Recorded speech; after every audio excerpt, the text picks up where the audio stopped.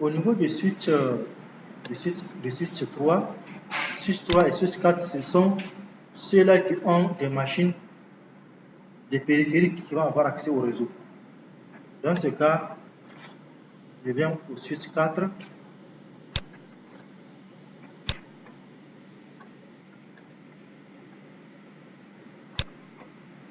Il y a le port 4 et le port 5 qui sont des ports d'accès. Donc, je repars en mode de configuration globale. Je fais int, puisqu'ils ont tous, on va le configurer là, on va le définir comme des ports d'accès. On va prendre la plage de ports de 4 à 5, on dit que ce sont des ports d'accès. Donc, je fais int range f0/4 à 5 et je fais switch port mode access. Bon, puisque chacun des deux ports a un autre VLAN qui gère. Celui-ci c'est pour le VLAN 2 et pour le VLAN 3. Pour le réseau 10.32.0.0/12, c'est pour le VLAN 3 et l'autre c'est pour le VLAN 2. Donc, dans ce cas, je peux faire exit et je rentre dans chacun des ports. Je fais int f0/4, n'est-ce pas? Je fais switch port access VLAN 2. Pour le 4, c'est pour le VLAN 2. Bon, je peux le monter, hein, pour ne pas être surpris. Maintenant, je fais int f0/5. Je fais également la même chose. Switch port, cette fois-ci, c'est moi. Il va donner accès au VLAN 3.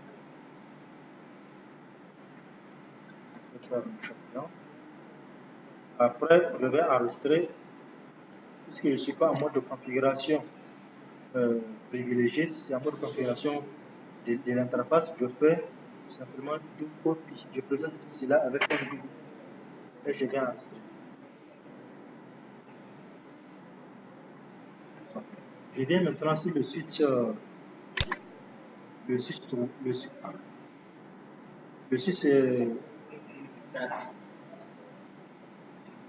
attends, celui que je vais le configurer, c'est quel switch? C'est le 4. Hein? C'est le switch 4 que je configure. Au lieu que ce soit le switch 3. Maintenant, qu'est-ce que je dois faire? Je vais annuler cela. Je vais simplement retirer cela de no. Je suis sur l'interface et maintenant, je vais mettre, bon, je vais retirer cela. Avant de... Et maintenant, je donne ça au VLAN 5. Au VLAN 4 plutôt. N'est-ce pas? Ça, c'est le 4. C'est le VLAN 4, non? Le 48, c'est le 4. Donc, je fais...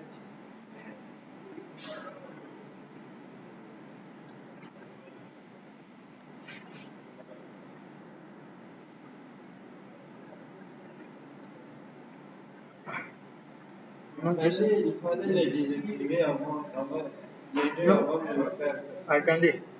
Ça, je suis dans le 5, n'est-ce pas? Ça, c'est au niveau du port 5. Je suis dans le 5 ici. Le port 5. Donc, celui qui est destiné au VLAN 5. N'est-ce pas?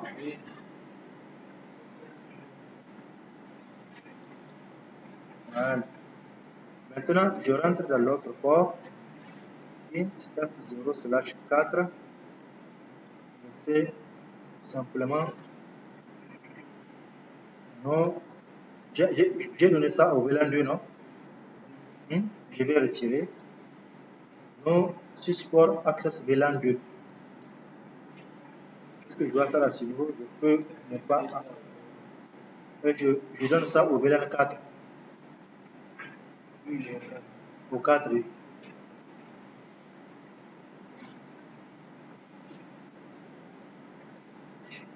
C'est bon? Je vais enregistrer. Maintenant, je reviens sur le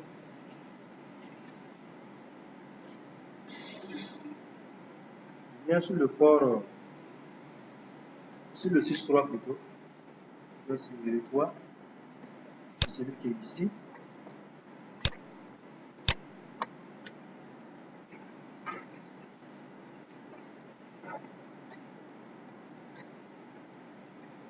Range F0/4 à 5. Je fais switch port mode access. N'est-ce pas? Et maintenant, qu'est-ce que je dois faire? Je dois le prendre individuellement et dire F0/4. Je lui dis que c'est va permettre d'avoir accès au VLAN 2 de ce côté. Le 6, oui.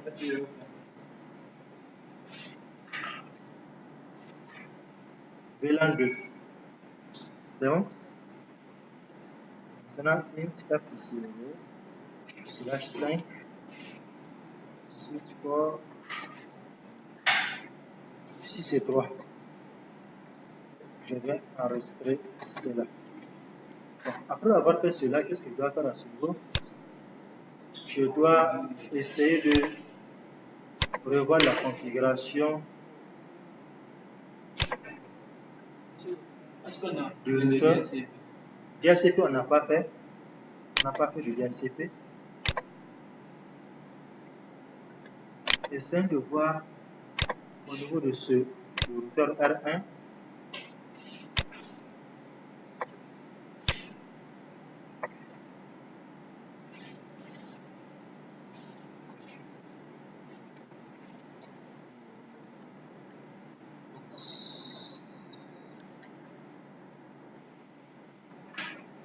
Donc, elle arrive à voir tous les différents VLAN, n'est-ce pas?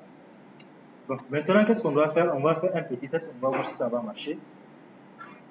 On va attribuer une adresse IP statique à une machine ici. On va voir si elle peut pinguer sa passerelle. La passerelle pour PC1, c'est plutôt l'adresse IP. Bon, elle a deux passerelles. Le routeur R1 avec l'adresse IP 10.16.0.1 et de l'autre côté avec 10.16.0.2 avec le routeur R2. N'est-ce pas? Bon, maintenant, qu'est-ce qu'on va faire à ce niveau? On vient sur cette machine, on la démarre. Nous allons attribuer une adresse IP statique. Au cas où ça passe, maintenant, on va configurer le DHCP. On va faire IP 10.16.0. Je mets .15/12 et la pomme passerelle 10.16.0.1. Comme vous le constatez, la passerelle par défaut c'est 10.16.0.1. Mais sinon, sur l'autre qu'on a configuré le protocole GLBP, donc c'est la passerelle virtuelle qui sera prise comme la passerelle pour accéder. C'est bon? Essayons de voir ping de 10.16.0.1. Donc la machine arrive à accéder à notre routeur. On arrive à pinguer le routeur. Donc, depuis ici, elle peut accéder à l'interface 10.16.0.1. On va voir si elle peut accéder à 10.2. L'autre routeur 10.16.0.2. Est-ce qu'elle peut accéder? Là aussi, elle arrive à accéder. L'inconvénient de ça, c'est que si un des routeurs tombe en panne, sauf qu'il y a une liaison de ce côté. Une liaison de ce côté avec le routeur R2, peut-être pour rejoindre votre structure qui se trouve à l'intérieur du pays ou bien ailleurs. Si cette liaison couple là est coupée, bon, heureusement qu'il y a un relais de ce côté, elle peut relayer de ce côté pour communiquer. Mais de la façon dont nous on a fixé cela, si cette liaison se coupe, donc cette machine ne peut pas communiquer avec le routeur de ce côté.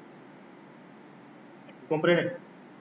S'il y a une liaison de ce côté ici, il y a un autre réseau de ce côté, elle ne peut pas communiquer. La même chose également, s'il y a aussi une liaison de ce côté, tant que la passerelle qu'on a définie 10.16.0.1, si le routeur R1 est coupé, elle ne peut pas communiquer. La machine PC ne peut pas communiquer. Dans ce cas, on peut configurer le protocole HSRP, ou bien le protocole VRRP, ou bien le protocole JLVP, pour qu'il crée une passerelle virtuelle. Donc, c'est une passerelle virtuelle qui va, toutes les deux passerelles là seront dans le même cluster. Ils seront dans le même groupe et elles vont avoir une seule passerelle virtuelle qu'on va utiliser pour communiquer au cas où le port physique, là où on a configuré l'adresse IP 10.16.0.2, si le routeur 2 elle est down, le trafic va continuer parce qu'on a une interface. Elle va maintenant prendre l'autre passerelle avec R1 pour communiquer parce que déjà c'est une passerelle virtuelle. Donc si la passerelle physique tombe en panne, lui il peut trafiquer avec la passerelle virtuelle. Donc on va avoir un basculement d'une qu'on appelle ça au cas où le routeur R2 ou R1 tombe en panne, le trafic sera redirigé sur un des routeurs. Vous comprenez? Donc à ce niveau, qu'est-ce qu'on doit faire? Vous voyez ici, oui.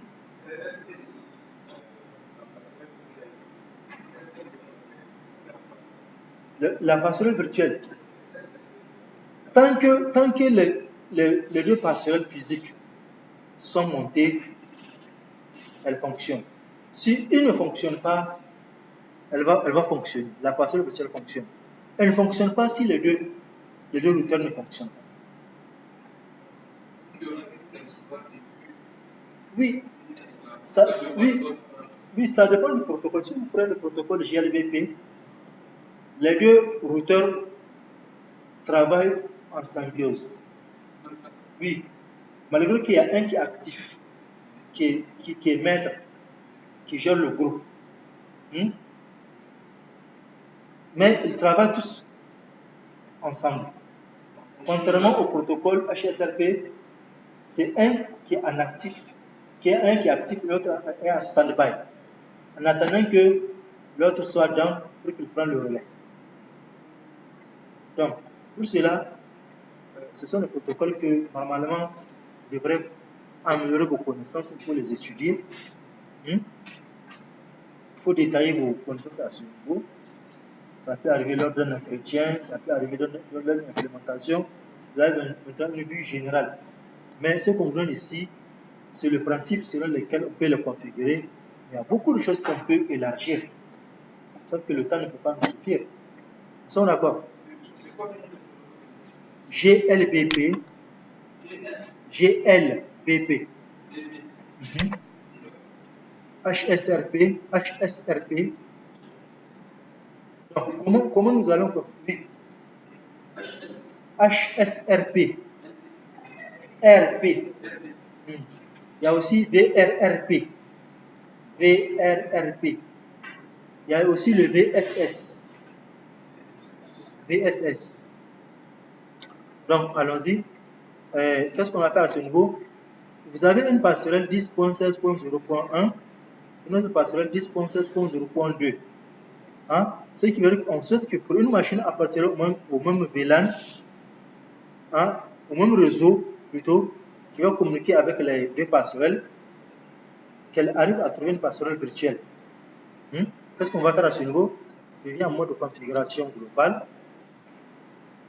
Je rentre dans l'interface, la sous-interface plutôt, F0/0/0 0/0.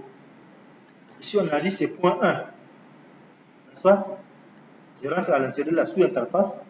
F0/0.1. Une fois rentré à l'intérieur, maintenant, qu'est-ce que je dois faire? Je configure le protocole GLBP en mettant GLBP.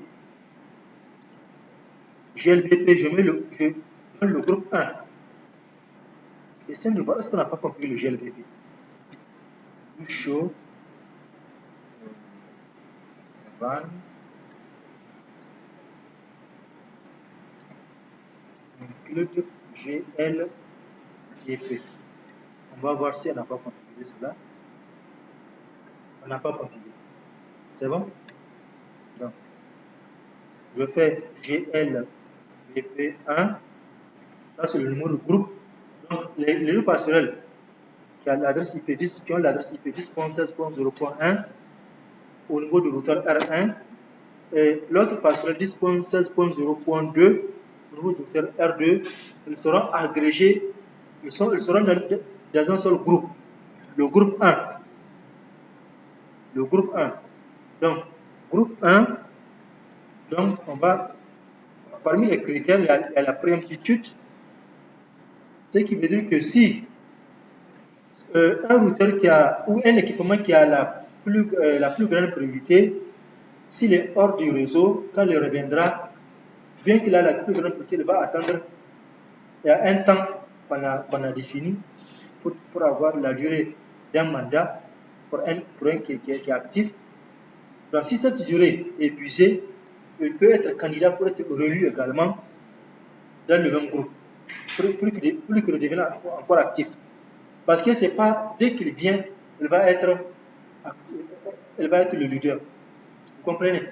C'est comme si votre délégué, s'il part en congé, dès qu'il revient, il va d'abord que la région lui fasse un compte rendu. Après, il prend le relais. C'est pas ainsi qu'il va prendre le relais. Il va prendre sa place. Donc, il y a aussi GLBP1. Il y a la priorité. La priorité va de 1 à 255. Plus vous avez la plus grande priorité, plus vous serez élu. Donc, nous à ce niveau, on va prendre 240 si vous voulez. 240. Après aussi, on va configurer la passerelle virtuelle IP. On met 10.16.0. Laquelle vous voulez que ça soit?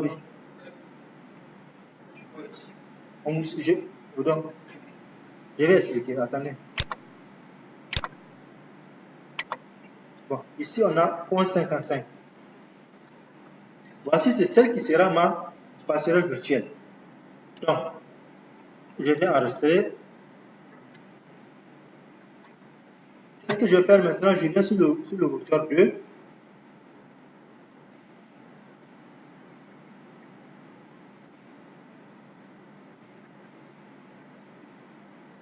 Bon, sinon, je peux ouvrir ça directement.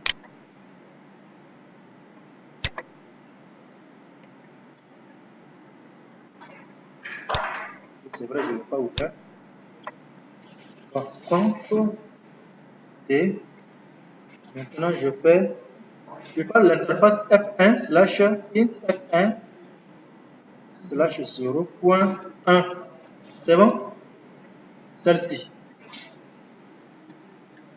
Et je fais GLBP. Je mets ça dans le même groupe 1. N'est-ce pas? Preempt. Et je mets également GLBP. Priorité. Je mets combien là-bas? 240 là. Et GLBP. Et IP. Je mets 10.16.0.55. C'est bon? Ils sont dans le même groupe avec la même passerelle. Je vais faire copy RX. Donc, maintenant, qu'est-ce que je vais faire? Je viens sur la machine PC1. PC1. Au lieu d'attribuer cette adresse IP comme la passerelle la passerelle physique, je mets la passerelle virtuelle. On va voir est-ce qu'ils arrivent à pinguer cela. Je ping 0.55. Voilà. Elle a vu la passerelle virtuelle. Maintenant, même si un des comment on appelle ça, une des passerelles est down, il peut trafiquer. Donc, Traceroute, c'est avec quoi?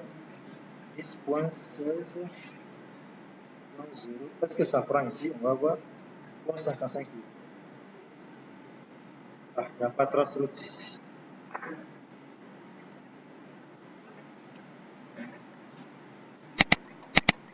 C'est bon?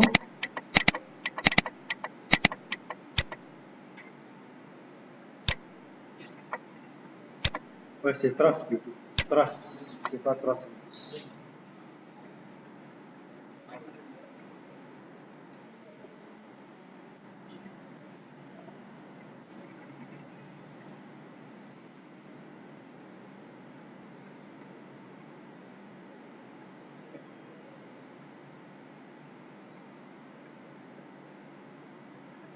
Ouais. Physiquement, c'est ça que le voit. 10.16 points. Mais voici de façon virtuelle. C'est que. Le voit la passerelle virtuelle 10 points. Physiquement, c'est elle qui répond. Puisque quand ils font travailler ensemble, donc, il faut qu'une passerelle soit active, celle qui doit répondre.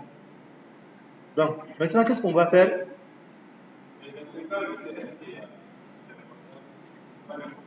L'important, c'est que si une des passerelles est down, que le service continue, qu'il y a une continuité de service. Vous comprenez? Qu'il y a une continuité de service, que cela ne s'arrête pas. C'est ça l'avantage de configurer ce protocole. Donc, maintenant, nous avons testé le premier cas. C'est exactement ce que vous allez faire pour les autres cas. On va reprendre encore pour que vous voyez de quoi il s'agit. Maintenant, je fais pour le VLAN 3. Pour un peu comprendre cela. Pour le VLAN 3, au niveau du R1, c'est F0/0.2. On met int F0/0.2. Qu'est-ce que je vais faire à ce niveau? Je fais GLBP2. C'est le groupe 2. GLBP2. Preempt. Et GLBP2. Priorité. Je mets 240. GLBP2. Adresse IP. IP c'est 10.16, 10.32 plutôt, .0.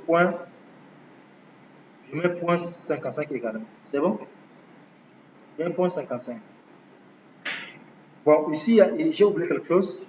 On doit également activer le load balancing. GLBP load balancing. Voici parmi le load balancing, on a host dependent. Donc, c'est load balancing equality avec l'adresse MAC, source MAC destination forward choice. Donc, voici ce qu'on va prendre, c'est celui-ci, round robin. Donc, load balancing equality using each forwarder in turn. Donc, on va prendre round robin. Ça va l'activer. Oui, ça c'est pour activer le load balancing.